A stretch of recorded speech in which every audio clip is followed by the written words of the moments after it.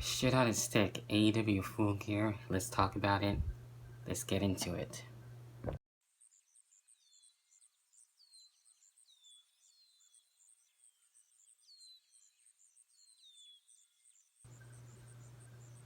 Alright, so AEW Full Gear is basically over and done with. And the cool part about it is it was actually on a Saturday, so getting into that, it was a different day for a pay-per-view than your typical Sunday pay-per-view, so that's really cool. I have a funny feeling that's going to stick around, and that's going to help out AEW be different in that way. And I liked how the pay-per-view setup was really cool, and it had a different setup than what we see on AEW Dynamite. So anyway, we're here about AEW Full Gear, my thoughts and opinions. If you like the video, be sure to leave a like, subscribe, and as well hit the notifications bell to stay notified for all of my other videos. And as well, be sure to leave your thoughts as well on AEW Full Gear and AEW as a whole lately, since it was the first AEW pay-per-view since going on to TNT for Dynamite.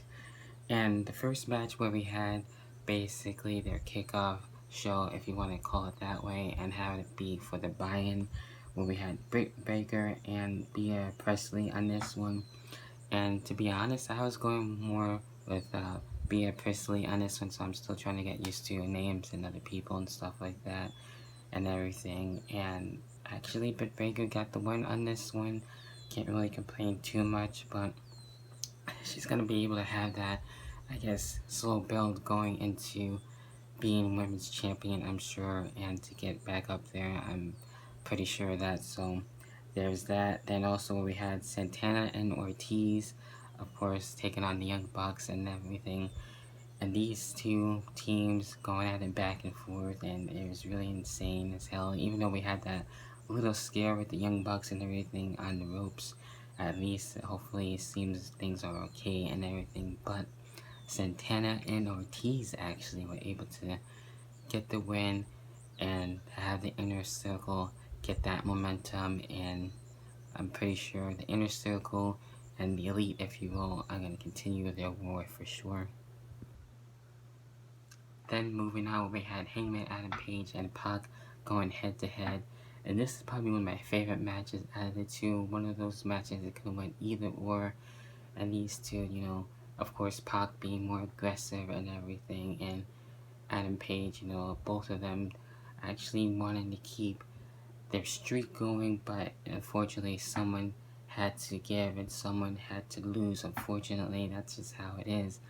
And Hangman Adam Page actually was able to get the win over Pac and stuff. So this aggressive side, the more bastardly side, if you want to put it that way, from Pac is really growing on me. I really like it. So want to see where things go. And for Adam Page, well, who knows if we'll see these two go at it again. Also, the AEW Tag Team Championships are on the line in the vintage triple threat match, of course, on this one where we had in this SCU, obviously, Private Party and Lucha Bros, and we could have saw new tag team champions, but since SCU recently won them, we had a whole tournament about it and stuff, and these teams going back and forth, and again, could have went either or. We could have had, like I said, new tag team champions, and that would have been fine, but it made a lot more sense having the SCU be able to get the win. And not only that, see Christopher Daniels come back, and that was really cool. So, I know he's been out for a little bit, but seeing him come back, and now as SCU as tag team champions. So I guess, I don't know if they'll have that like freebird type of rule where we can see either or come out with the tag team championships and stuff like that. So actually, after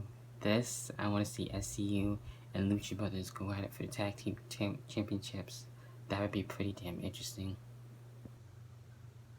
Next one, we had Shawn Spears and Joey Janela, and of course, obviously, Shawn Spears having Tully Blanchard with him and everything, and just being able to do everything that he can to make sure Shawn Spears team by Shawn Spears to Joey Janela, which is crazy as hell. Shawn Spears gets it done, so still trying to get used to Shawn Spears being a heel, but it's growing on me. I'm liking it, so curious to see where it goes.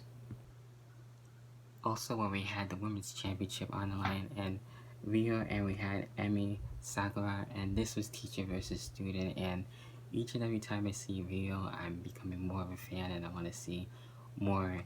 And it's really crazy how she was able to defeat the teacher, keep her AEW Women's Championship, and to see where things are going to come out of this. And even though this match was kind of like random in a way, but I see why they did it and how it was done, and these two showing how much they know each other so well and stuff, and that was really cool to see it. So Riho is really growing on me.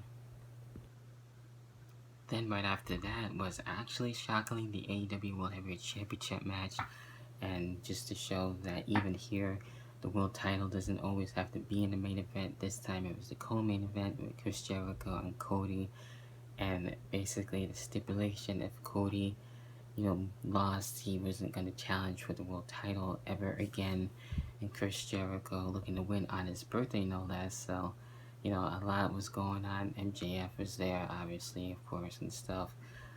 These two basically going back and forth, and ended up being bloody, at least for Cody's terms on this one, and everything, and the referee making sure things were okay and stuff. After a while, unfortunately, we saw that damn fucking towel, actually by MJF, throwing in the towel, and having Chris Jericho getting the win. Cody didn't really like that, of course, and MJF basically turning on Cody. I'll take heel MJF facing Cody. That should be really interesting since I like MJF more as a heel.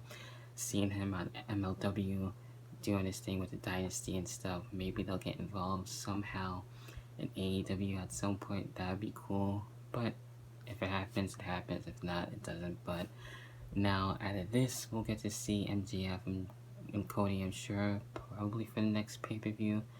I don't really see basically having it at Dynamite, but that remains to be seen, so I'm looking forward to it. And I don't know if Cody's going to somehow want a rematch with Chris Jericho, since now we have the towel thrown in, so a lot of questions there, so maybe they'll get answered, so we'll see what happens. Then there's only one match left to talk about. Jon Moxley, Kenny Omega finally happening. Unsanctioned, lights out. Basically no holds barred, no disqualification, anything goes. And in a match in AEW where you only see the Negan, aka Lucille, the barbed wire bat actually be used, and a barbed wire broomstick. So whatever kind of weapons that they were able to get their hands on from the glass, which was crazy. And another creative thing with the board, but with mouse traps. A lot of cringy moments, to say the least. And basically seeing it all in that barbed wire bed was insane and dope and crazy as all hell. Seeing that, and they basically done it all. What you could have wanted, what you were expecting, probably basically happened. And it's amazing how they were able to continue with all the shit that they've been through. And in the end, Jon Moxley gets his win. Crazy. Even with the ring being exposed and everything else in between. So, gotta wonder what's coming out of this. Is Jon Moxley maybe gonna eventually go for the World Championship later on? Not right away, but eventually at some point. Is there gonna be a rematch? I don't know.